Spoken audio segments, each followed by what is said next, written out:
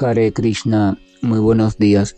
Namo Vishnupadaya Krishna Prestaya Bhutale Srimate Bhaktivedanta Swaminiti Namine Namaste Saraswate Deve Kauravani Pracharine Nrevise Sasumnyabadi Pashatya Deshatarine Shayab Sri Krishna Chaitanya Prabhu Nityananda Tri Abdvaita Gadadhara Srivasadi Gaura Bhaktavrinda Hare Krishna, Krishna Krishna, Hare Hare, Hare Rama, Rama Rama, Hare Hare.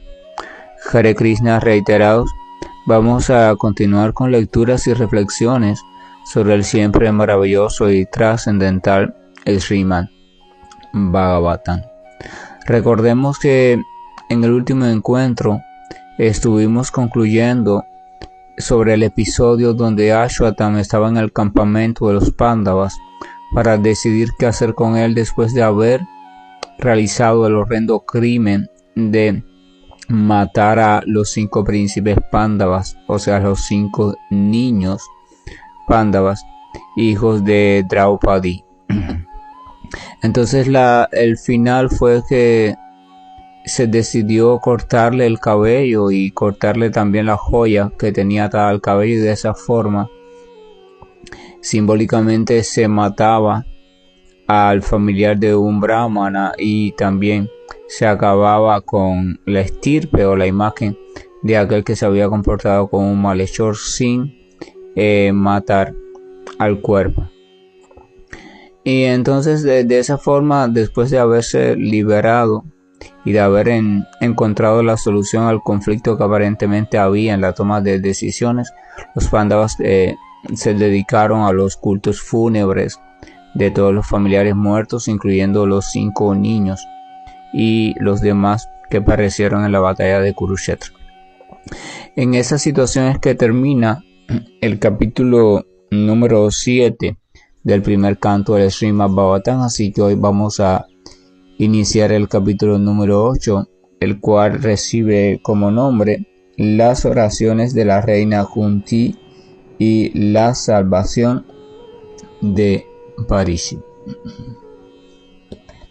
El texto número 1 comienza diciendo: Sutta Goswami dijo. Vamos a recordar, Sutta Goswami es el narrador que está contando el Srimad Bhagavatam a los sabios de Naimisiranya que estaban reunidos para hacer un sacrificio de 1000 años de duración en el bosque sagrado conocido como Naimisiranya, y que este sacrificio se estaba haciendo por el bienestar de la humanidad, pues habían percibido que se acercaban tiempos muy degradantes. Entonces Sutta Goswami dijo, luego de haber pasado todo eso de haber liberado a Ashwatthama y haber comenzado a hacer los rituales fúnebres de los cadáveres de sus familiares. Entonces dicen, luego los Pándavas, deseando repartirles agua a los parientes muertos que lo habían deseado, fueron al Ganges con Draupadi. Las damas iban delante. En la tradición védica antigua, generalmente cuando habían determinados parientes o familiares que morían o abandonaban el cuerpo material, entonces se hacían una serie de rituales, y uno de ellos consistía en ir hacia un río sagrado que estuviera cerca, en este caso el Ganges, tomar un baño allí para purificarse, y en un tarro, o sea que se usaba como vasija, tomar agua y esa agua vertirla sobre la tierra, vertirla en nombre y en honor de aquellos familiares muertos o aquellos parientes muertos, sobre todo aquellos que lo habían deseado, o sea que lo habían dejado como petición durante su vida. Vamos a recordar que la familia de los Pándavas era una familia completamente apegada al Dharma, o sea, completamente apegado a todas aquellas actividades que estaban prescritas con una indicación favorable en la literatura. eran personas completamente organizadas y en ese sentido eran personas completamente obedientes, al contrario de sus primos, o sea, los que habían iniciado todo este revuelo de la batalla de Kurukshetra, que poco a poco se habían estado desviando del Dharma. Ese es el primer paso de la perdición de la humanidad. El primer paso de la perdición de la vida, tanto a nivel social como a nivel personal, es cuando una persona o un grupo de personas comienza primero muy suavemente y después esto se va incrementando a desviarse un poco sin basamento justificado, o sea, sin una argumentación autorizada, a desviarse de lo que está prescrito o indicado o aconsejado o recomendado como buen estilo de vida o como actividades favorables para la entidad viviente. Vamos a recordar que el Dharma o actividades prescritas realmente en el sentido original de la palabra son instruidos por el propio Señor a través de una expansión de él o de una expansión de su expansión o a través de un representante apoderado por él, pero de una forma u otra es el Señor Supremo quien da el Dharma, pero este Dharma vamos a recordar que también va recibiendo modificaciones, pues siempre como está en función del bienestar de un grupo de entidades vivientes, si ese grupo de entidades vivientes va cambiando su forma de existir o su forma de pensar o la región donde habita, entonces evidentemente muchas cuestiones del Dharma también se modifican para que se adapten perfectamente a las nuevas circunstancias. Pero esa modificación y esa adaptación no la realiza cualquiera, aunque cualquiera las está realizando continuamente, pero son falsas, o sea, no están basadas en la revelación de la potencia del Señor, no es que el Señor directamente quien guía a esas personas. Por tanto, comienzan a desviarse del verdadero Dharma, supuestamente por diferentes motivos que en verdad al final son guiados por la ignorancia, la necencia, el orgullo, la vanidad y sobre todo la envidia, porque la entidad viviente comienza a pensar que puede realizar los actos, o sea, que puede realizar todas las transformaciones por ella misma sin tener que contar con la suprema personalidad de Dios. Eso es uno de los errores que más cometemos en la vida. Pero lo cometemos de una forma tan engañados, o sea, tan bien engañados que pensamos que no estamos cometiendo ningún error. Es decir, pensamos que simplemente todo lo que estamos haciendo está completamente justificado y que son las escrituras quienes están en un error, porque están desfasadas, están fuera de tiempo, simplemente porque las escrituras no coinciden o no permiten nuestros diferentes caprichos.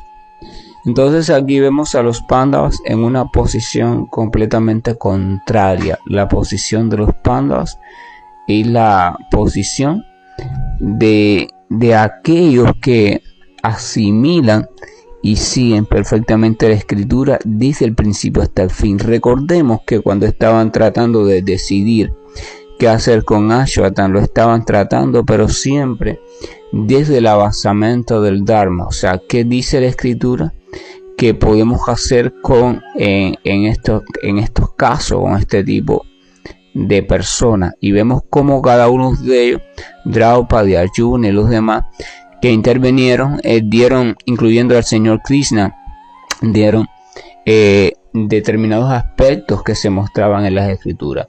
Uno se podría preguntar por qué el señor Krishna, siendo la suprema personalidad de Dios, el dictador del Dharma original, por qué también tenía que subyugarse, por qué no simplemente podría dar un veredicto y ya. Vamos a recordar que cuando el Señor Supremo toma esta forma, la forma de vida humana, entonces él lo hace en un contexto determinado y se adapta perfectamente a dicho contexto, se subyuga voluntariamente a la forma de Dharma en dicho contexto, así como también a las costumbres y a su papel, el papel que va a desarrollar en ese contexto, para no causar ningún ruido, por decirlo así, en la obra de teatro ni en el pasatiempo. ese es el actor. O sea, si el actor tiene que encarnar o tiene que asumir un personaje en la obra de teatro de asesino, aunque él sea una persona muy sensible y muy defensora de la vida, él asume ese personaje perfectamente. O sea, para que sea realmente creíble. Entonces el señor Krishna asume esto, aparece allí, aparece en la familia de los Pándavas, él es primo de los Pándavas, y entonces aparece hace 5,000 y pico de años atrás. Por tanto, aparece en medio de una sociedad que se guiaba por una serie de prescripciones o leyes, o sea, el Dharma, y él se acoge perfectamente para darle el ejemplo. Él lo dice en Bhagavad Gita. En el Bhagavad Gita él dice: yo no tengo ningún deber que cumplir, o sea, yo no estoy sujeto a ninguna ley de este mundo, pero sin embargo aún así las asumo voluntariamente para no perder al resto del universo, porque si yo me desvío de lo prescrito, entonces todo el universo tendrá una justificación para desviarse. Pero si el Señor Supremo, si la gran personalidad no se desvía y él mismo se subyuga voluntariamente al Dharma, entonces el resto del universo no tiene justificación para desviarse. Y si lo hace, entonces se considera como una actividad de protesta, o sea, en contra de la autoridad de la suprema personalidad de Dios. Y entonces todos ellos están allí reunidos y en ese ritual y vertiendo agua sagrada del Gange sobre la tierra. Y allí estaba también Krishna como primo de los Pándavas, por tanto parte de la familia, por tanto también estaba en esa situación, así que también tenía que mostrarse y tenía que estar en el sentimiento de dolor. Krishna no podía, no debía tampoco mostrarse en un sentimiento de aparente insensibilidad, porque no fuera creíble. O sea, no se admitiría que un familiar recto, religioso, entregado, conocedor del Dharma, sensible, bondadoso, perdiera a un familiar y no se sintiera triste. Por tanto, Krishna tenía también que sentirse triste, y además de sentirse triste, participar y animar a la realización de todo lo que la escritura prescribía para un momento como ese. Ese es el señor Krishna, ese es el actor perfecto actuando allí, y todo eso en función de Yogamaya. No es que Krishna, esto es algo que hay que comprender. Por ejemplo, cuando nosotros nos ponemos tristes en base a alguna pérdida de tipo material, lo ponemos triste, se dice que esa tristeza es producto de la ilusión, y esa ilusión se llama Maya. O sea, nos ponemos tristes en virtud de que un cuerpo por el que estábamos apegados ya no está. Y entonces, como tenemos una identidad de cuerpo nosotros mismos, cuando ese cuerpo ya no está, entonces nos ponemos tristes, porque pensamos que esa persona ya no está, ¿verdad? O sea, concepción materializa de la vida, no tenemos idea, y si la tenemos es solo teórica del alma, por tanto no está el cuerpo, ya no está, nos ponemos tristes. Entonces, bajo la influencia de Maya o de la ilusión, y esa tristeza es real. No es que no estamos tristes y fingimos estar tristes, no, de verdad estamos tristes, porque con aquello que nos identificamos ha perdido algo que era importante para él y también semejante. Ahora, ¿qué pasa con Krishna? Cuando Krishna quiere estar triste, porque eso es lo que forma parte del personaje que él está haciendo, entonces tiene también a una energía, por llamarlo así, que es la que se encarga de hacer que él esté triste. Esta energía se llama Yoga Maya. En vez de Maya solo, Yoga Maya. En este caso, Yoga tiene un significado que no es el significado de juntar o de ensamblar, es el significado de místico. Yoga también se aplica a algo cuando es místico. Por tanto, este Yoga Maya o esta energía es la energía espiritual, o sea, la Maya mística, aquella que habita y realiza las cosas en el mundo espiritual. Por ejemplo, Madre Yashoda, ella cree que es la madre de Krishna. En verdad no puede ser la madre, Krishna no tiene madre ni padre, pero sin embargo, Yoga Maya se encarga de que una criatura en específica crea a plenitud y ama a plenitud a Krishna como su madre, para que pueda desarrollar el pasatiempo infantil de lactar a Krishna, cuidarlo, regañarlo, alimentarlo de forma creíble. No es que Madre Yashoda está diciendo, yo soy un alma integral a Krishna, yo no soy madre de Krishna, pero voy a fingir que soy la madre para que él se sienta feliz. No, ella de verdad se siente la madre de Krishna, ella de verdad vive como la madre de Krishna, y así Krishna puede disfrutar perfectamente de un sentimiento amoroso, sincero, de tipo maternal. Entonces Krishna actúa como el hijo de Yogamaya, de Madre Yashoda. Ahora, ¿quién provoca todo esto? Yogamaya. Yogamaya confunde, entre comillas, a Madre Yashoda, hace que Madre Yashoda despierte sentimientos maternales por Krishna y realice toda esa ilusión bendita de ser la Madre del Señor y actuar como Madre del Señor de una manera completamente pura. Entonces esta misma Yogamaya, que es la única que actúa sobre el Señor también, porque Maya no puede actuar sobre el Señor, es quien hace que también que el Señor asuma cierto tinte de tristeza frente a la pérdida de personas que supuestamente, también entre comillas, pertenecen a su familia. Entonces el Señor, impulsado por Yogamaya, en verdad experimenta un tinte, un sentimiento de tristeza, un sentimiento de luto, y así todo se vuelve completamente perfecto, o sea, todo se vuelve completamente creíble, y el Señor, por eso las escrituras dicen que el Señor actúa en ese momento, en ese caso, o sea, como Krishna actuó como un perfecto ser humano. No se podía encontrar nada que no lo asemejara a un ser humano, y por eso es muy fácil que también muchas personas lo confundieran, o sea, y lo vieran como simplemente un ser humano con algún tipo de poder o algún tipo de belleza muy alta, pero como un ser humano. Por eso es importante buscar la enseñanza de los acharya, de los que verdaderamente ven las cosas tal y como son, porque solo ellos fueron capaces de distinguir, hey, espérate, este no es un ser humano, ni siquiera es un semidios, este es la personificación de la suprema personalidad, y dieron argumentos que estaban registrados en la escritura ya desde antes de la aparición del Señor como Krishna. Entonces el texto número 2 dice, habiéndose lamentado por ellos y habiendo ofrecido suficiente agua del Ganges, se bañaron en el río, cuyas aguas están santificadas por estar mezcladas con el polvo de los pies del loto del Señor. O sea, hicieron todos estos rituales y también se volvieron a bañar en el río. Y aquí dice porque, o sea, al Ganges se le dice sagrado por muchas razones, y todas las tradiciones explican una razón diferente.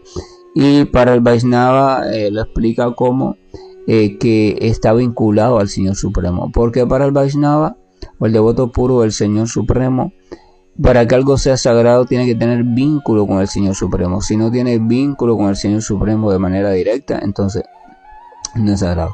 Es respetable y todo lo que sea, pero no es sagrado ni adorable tampoco.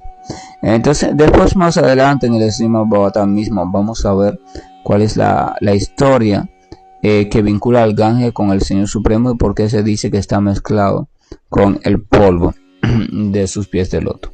El texto número 3 dice, allí se sentó el rey de los Kurus, Maharaja Yudhishthira, junto con sus hermanos menores, y Dhritarashtra, Gandhari, Kunti y Draupadi, todos sobrecogidos por la pena. El Señor Krishna también estaba allí. Terminaron de bañarse, todo el mundo estaba triste, todo el mundo estaba así muy apagado, ¿verdad? Pensando cuántas muertes, cuántos seres que estaban con nosotros, pero ya no están, incluso familiares, incluso seres queridos, maestros, pero ya no están. ¿Y por qué tuvieron que llevarnos a esta batalla? ¿Por qué tanto? ¿Verdad?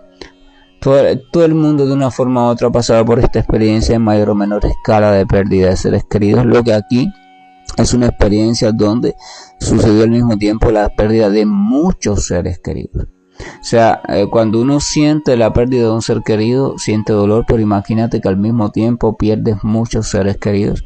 El dolor, por supuesto, es el mismo dolor, pero es mucho más profundo en intensidad. Y se dice que ahí en medio de ellos, sentados, podemos imaginarnos, casi nadie conversa, y si conversa es cosas muy así apagadas y muchos llorando, ¿verdad? Sobre todo las mujeres llorando, como cuando uno entra así a un lugar de funeral, ¿verdad? Entonces continúa, el texto número 4 dice, citando las estrictas leyes del Todopoderoso y sus reacciones en los seres vivientes, el Señor Sri Krishna y los munis comenzaron a apaciguar a aquellos que estaban conmocionados y afectados. Ahora, en medio de ese ambiente donde Sri Krishna también estaba mostrándose como triste y enlutado, entonces el Señor Krishna comienza, ¿no?, a hacer lo mejor que se puede hacer. Ya había acompañado, fíjense, acompañó a ir al Ganges, él mismo se bañó, él mismo tomó agua en el tarro y la vertió, los familiares, porque es primo de los pandas, participa en los rituales familiares, de la pena, de la congoja. O sea, hace eso primero. Y ya que hizo todo eso, que ya cumplió con todo eso, ya están sentados y todos están sombríos, a pesar de que ya realizaron todos los rituales pertinentes, entonces él hace su verdadera función, o la función que hace todo trascendentalista, que es la función de comenzar a apaciguar, a calmar el dolor de las criaturas, pero ya desde los argumentos trascendentales, claro, con mucha sutileza. No tratando de decir que el dolor que tú sientes no tienes por qué sentirlo, no, nada de eso. Los verdaderos trascendentalistas sabios, cuando le hablan a alguien que siente un dolor determinado, no lo hablan desde el hecho de, no, el dolor ese tuyo es falso, deja de sentir eso, mira ahora, no. Ellos muy sutilmente van dando argumentos muy así sutiles que van entregando pequeñas gotitas de alivio, pero fundamentado en la escritura para esas criaturas.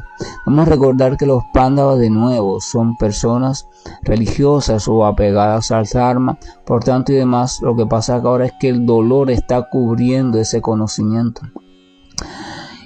Pero cuando usted lee poquito a poco, le va estimulando de nuevo algunos rasgos de ese conocimiento, ellos pueden recordarlo y pueden sustentarse en ese conocimiento. No es que olviden el dolor, no es que en ese momento ya el dolor deja de estar, sino que vuelven de nuevo a ver así la estructura del refugio, la estructura del conocimiento, la estructura de aquel bote que les ayuda a comprender lo natural, o sea, cómo esto que está sucediendo no es algo realmente ajeno, sino que es algo natural, que forman parte de los ir y venir, de los avatares de la existencia material. Entonces dice que citando las estrictas leyes del Todopoderoso, o sea, hablando, haciendo referencia hacia la ley del karma, hacia las leyes que tienen la función de reeducar a la entidad viviente en este mundo material, basándose en sus propias decisiones y actividades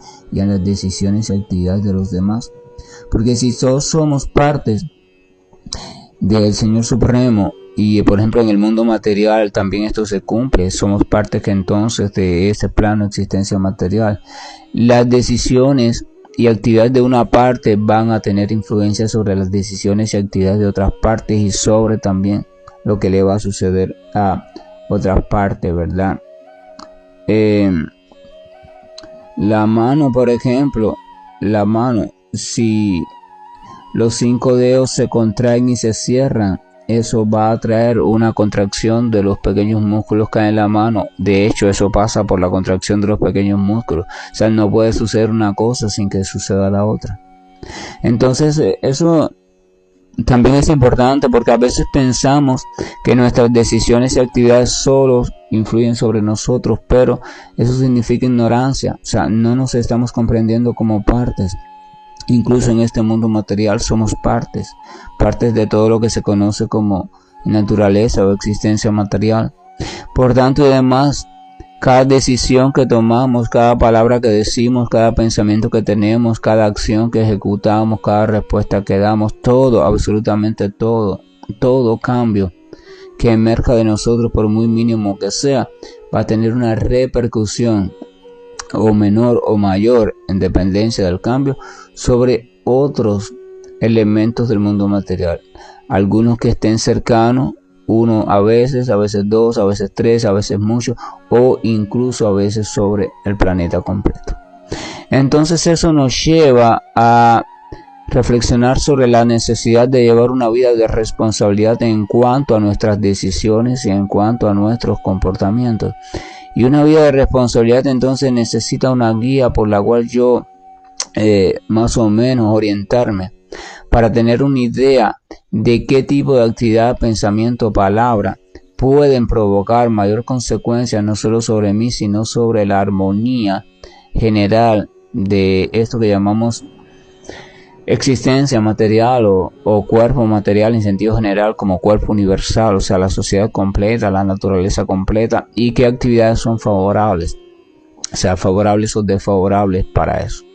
Entonces yo, como parte integral, estoy hablando solo del punto de vista material, no estoy hablando ahora de lo espiritual, parte integral, o sea, los materialistas, aunque no tengan ningún tipo de aceptación sobre la existencia de Dios, aquellos que son realmente así materialistas crudos, aún así deberían reflexionar sobre ellos como partes integrales de este mundo.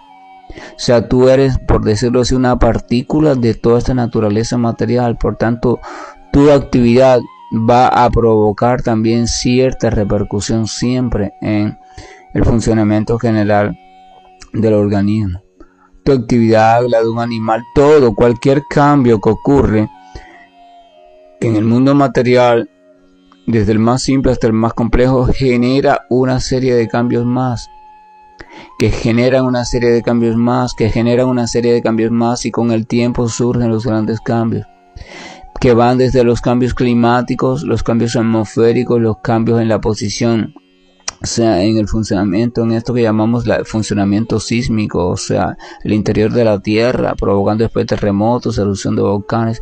Esos son el resultado de la acumulación progresiva de pequeños cambios que se van complejizando hasta que con el tiempo, el paso del tiempo, llega el momento en que se evidencian grandes cambios. Y la humanidad dice, mira, está pasando esto. Pero ya los sabios están viendo eso desde que comenzó. Por ejemplo, ahora mismo el Sol está entrando en uno de sus periodos críticos, donde aumenta su actividad solar, por tanto hay más tormentas solares y los puntos fríos del Sol también incluso empiezan a extraerle más actividad.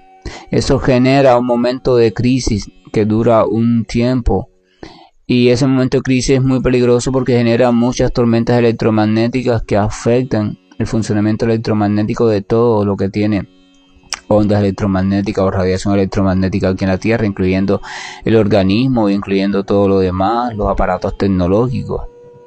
Entonces la humanidad de ahora empieza a ver, y los científicos, mira, está pasando esto. Pero ya los grandes sabios que están en introspección, que están siempre conectados a toda la naturaleza, al mundo entero, como parte del mundo, ya ellos lo sabían.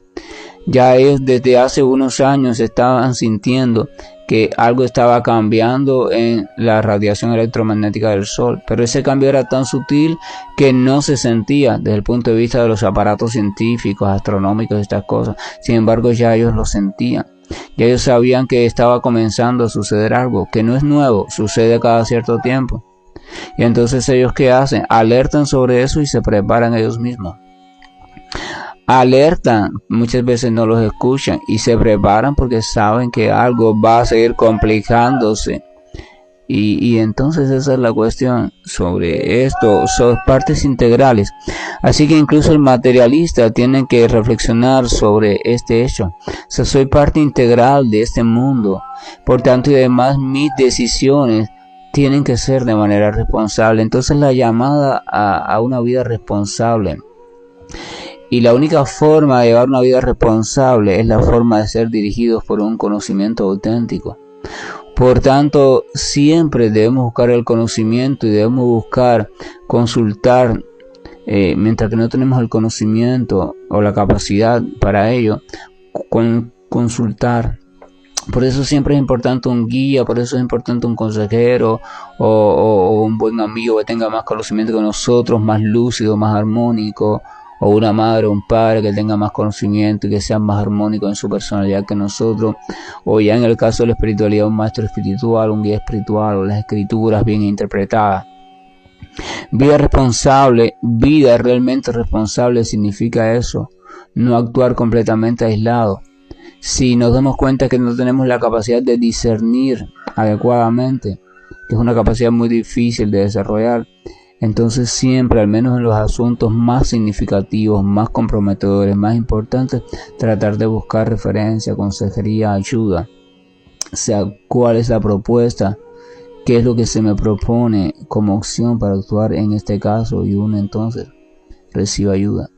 Y ese actuar se vuelve entonces en un actuar responsable. Comprender eso. Comprenderse como parte integral no es una cuestión de misticismo, es una cuestión de realidad, incluso objetiva. Desde el punto de vista material, incluso somos partes integrales de la naturaleza. ¿Quién puede discutir eso? Nadie puede discutir eso.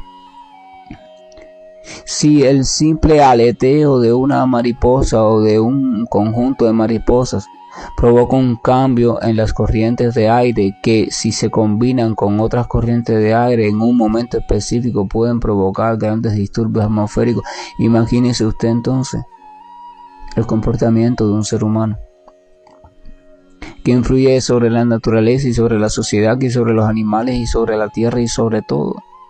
Imagínense entonces cuando ese comportamiento se combina con otros comportamientos y sucede en un momento en que el equilibrio del planeta está muy débil, muy desajustado. Y es un llamamiento importante. Una vida responsable, una vida como, hay que meditar en eso. Yo, seas quien sea, te concibas espiritual o materialmente, tú, yo, todos y todo, somos partes de un mismo sistema, somos partes integrales de un mismo gran cuerpo, y eso es importante de reflexionar. Entonces dice que el Señor Krishna, citando estrictas leyes del Todopoderoso y sus reacciones en los seres vivientes, el Señor y los munis, o sea, los sabios que estaban allí también de esa época, comenzaron a apaciguar a aquellos que estaban conmocionados y afectados. Comenzaron a tratar de poco a poco irles de nuevo mostrando cómo las cosas estaban sucediendo y por qué era que estaban sucediendo, y que recordaran lo transitorio de la vida material y que recordaran esto y aquello, pero todo esto muy sutil y suavemente, con una gran maestría para no romper el proceso natural de dolor y luto que causa la identificación con la familia, pero a la misma vez ir lanzando luz para que la criatura vuelva a reorientarse y vuelva a continuar. Recuerdo una vez estaba en un entierro de las personas habían muerto acá cerca de la casa, personas importantes, por siempre nos llevábamos como familia, y esa señora, o sea, la señora que era la más afectada por la muerte, había perdido 4 seres queridos, uno muy cerca de otro. Ya el último que perdió fue un muchacho joven, nieto, y entonces ella estaba allí en el cementerio, y bueno, yo me tomé la atribución de decir las palabras finales, lo que llaman despedida de duelo, me tocaba, y entonces yo la llamé a ella para que viniera junto a mí así, ¿no? Una señora mayor ya, y le dije que era una gran dicha poder contar en la vida con alguien por el cual pudiéramos preocuparnos, porque el preocuparnos por alguien, por el bienestar de alguien, nos daba sentido a la vida y nos daba también fuerzas para continuar viviendo a pesar de las circunstancias dolorosas. Entonces ella le queda un nieto más pequeño, y que en ese momento tenía 10 años y tiene problemas con la vista, o sea, tiene cierto trastorno visual, por tanto necesita ayuda en cierto sentido, vive con ella o vivía con ella en ese momento. Y entonces lo que le quise decir, y después se lo dije de forma más clara, fue: mira, ahí tienes todavía a fulano y que te necesita, y que mira, te está dando la oportunidad de que lo puedes cuidar, guiar, de lo que los puedes ayudar. Y ella me decía con la cabeza que sí, o sea, me asentía con la cabeza. Y ahí está la mujer, sobrepuesta sobre sus tantos dolores que no se olvidan, pero los está llevando de manera diferente. ¿Por qué? Porque tiene la oportunidad de serle útil a un ser amado. Y entonces eso, fíjense, recordarle esas cosas muy sutilmente a alguien, sin contrariar su dolor, sin querer que deje de sentir dolor, no. Recordarle esas cosas ayuda a que esa persona simplemente sola, por su propio proceso, vaya reacomodándose en una situación no solo de dolor, sino que en medio del dolor surge una luz y dice: sí, yo tengo este dolor, pero yo tengo que continuar por esto, por aquello y por aquello. Entonces Krishna estaba haciendo eso. Estaba recordando, empezó a recordarle a los Pándavas en medio del dolor las diferentes cuestiones de las escrituras. Claro, ¿por qué? Porque los Pándavas eran muy duchos en la escritura, muy conocedores. Pero si usted le da esos argumentos a personas que rechazan la escritura, no sirven de nada. Pero como ellos sí, para ellos sí, entonces él utilizó eso. Y ahí estaba él. Después que lo había acompañado, después se había identificado con el dolor, ahora le tocaba la segunda parte.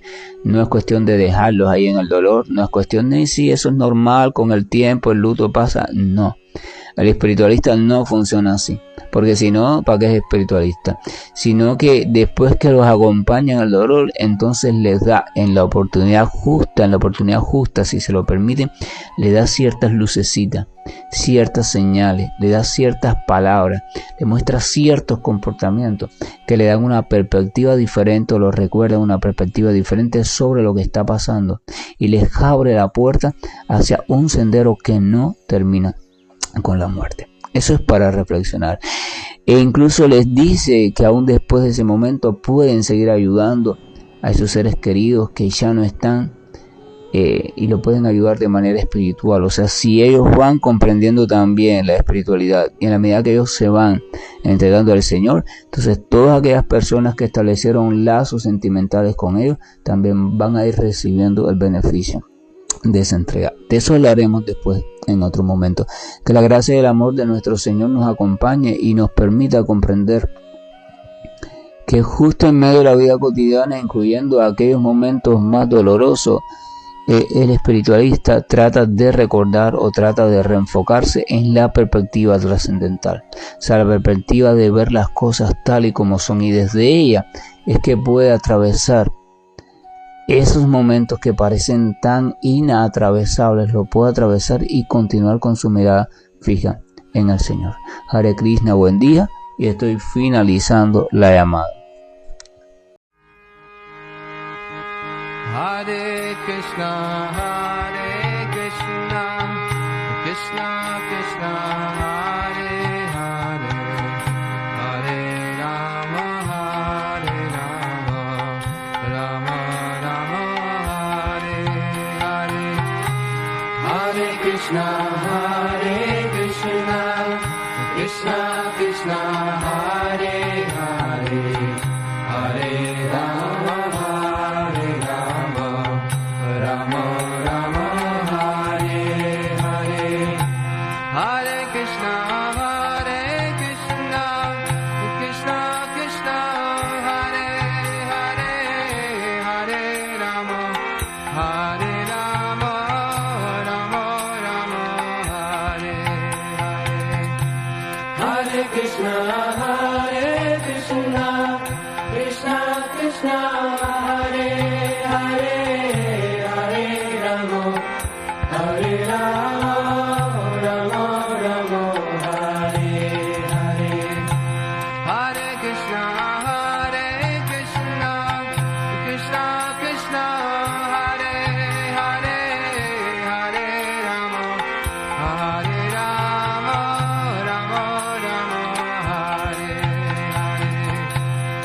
Krishna, Krishna Krishna, Hare Hare, Hare Rama, Hare Rama, Rama Rama, Hare Hare. Hare Krishna, Krishna Krishna, Hare Hare, Hare Rama, Hare Rama, Rama Rama, Hare Hare. Hare Krishna, Krishna Krishna, Hare Hare, Hare Rama, Hare Rama, Rama Rama, Hare Hare. Hare Krishna, Krishna Krishna, Hare Hare, Hare Rama, Hare Rama, Rama Rama, Hare Hare. Hare Krishna,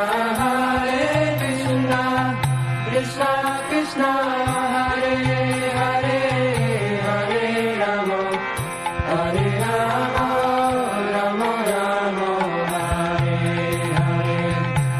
Hare Krishna, Krishna Krishna, Hare Hare, Hare Rama, Hare Rama, Rama Rama, Hare Hare. Hare Krishna,